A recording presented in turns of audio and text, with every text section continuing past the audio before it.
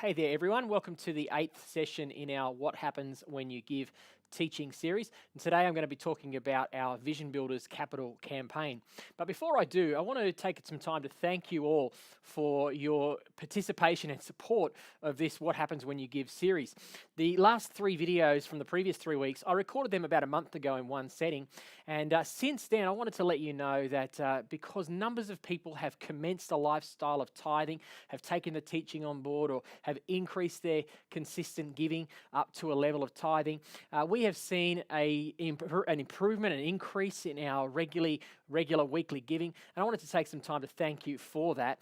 Numbers of people have gotten on board with that. And I want to encourage you, if you're not yet tithing, to step out in faith, trust God, make that move towards tithing, or at least starting somewhere and beginning to increment until you can get to that point of tithing 10%.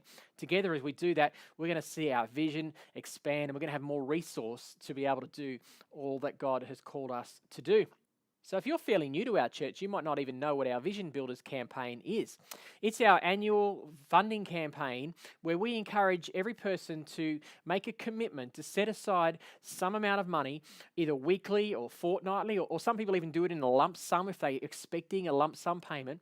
And we set that aside for the purpose of giving to Vision Builders so that it can be used for capital expenses. That's rents and buildings related things and costs that we have within our building and so on. And we do this over and above our regular commitment to tithing.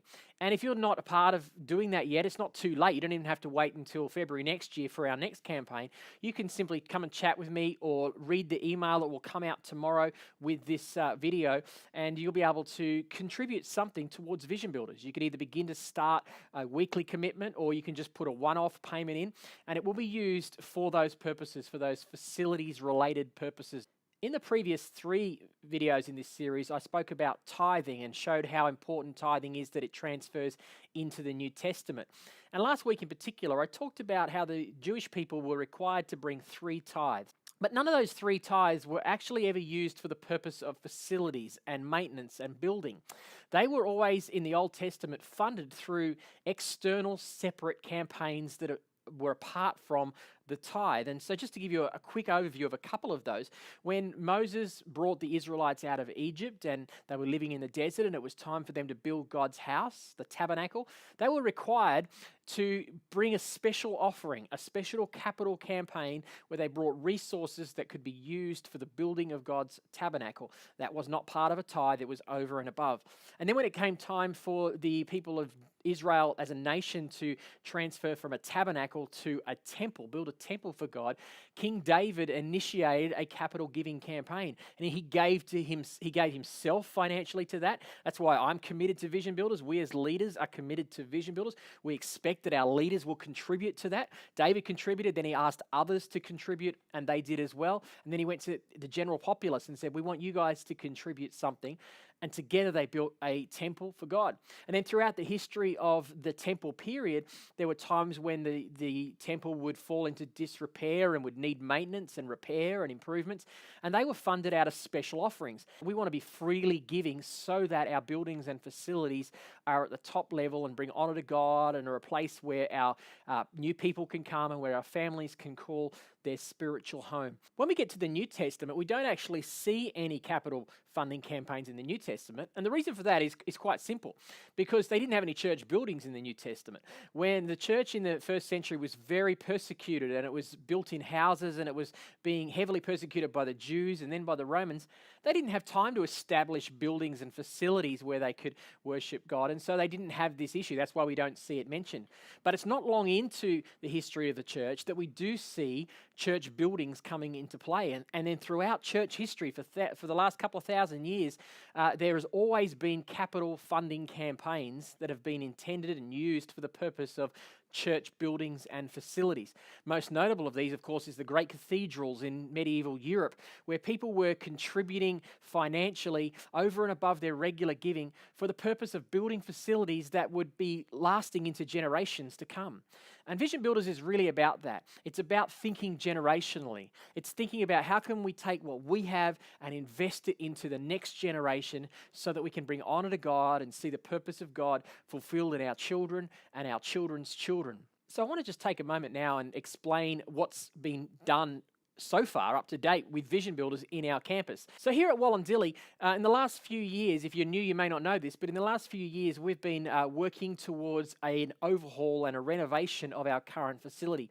The building we're in now, we first had when the church started 10 years ago. That was before my time, but some of you were here in those early days and you knew the building that it was at. And of course, as all buildings do, they need to be renovated and changed. And so in the last couple of years, we've been gradually processing as the funds have been available, going through a renovation phase. So we turned our entire auditorium 90 degrees and moved the stage from where it was across to where it currently is now. We put up new lighting. We put up a new projection video system. We've recently installed a digital sound desk, which has helped with our sound quality. We're not there yet. We still want to do some other things with sound. We are hoping that when the funds are there, we're going to be able to move towards giving all our musicians in-ear monitors, which actually helps them be more professional, but it also helps with the overall sound quality in our auditorium, because we'll be able to remove the fold-back speakers that sit at the bottom of the stage that the musicians use, which will help with reverb, which is one of the problems we have in a building like that's just made of concrete like it is. And so we were also going to put up some boards on the wall to help deaden the sound. We're going to hang a curtain up high above our current parents' room kitchen area. All those things will help with sound quality, which will just help the general ambience and enjoyment factor of being in God's church. We've installed just this year that parents' room and the kitchen area. We've installed brand new kitchen cupboards, which is great for hosting and long table lunches and all the catering purposes. We're not quite finished there yet with the parents' room. We still want to tint the glass so that parents can have some privacy in the back. We also want to put some sound in there to help parents be able to hear what's going on in the auditorium clearly. We've done a complete repaint. We've had numbers of volunteers come and we've repainted the entire building, which is fantastic. We've done some improvements and renovations to our kids ministry area. And one of the things that we're yet to do, or a couple of things we're yet to do, we have begun the process of renovating our cafe and foyer, new furniture in there and so on. But we want to completely refloor the foyer area, which is looking very tired and very old after 10 years, and also our preschool area.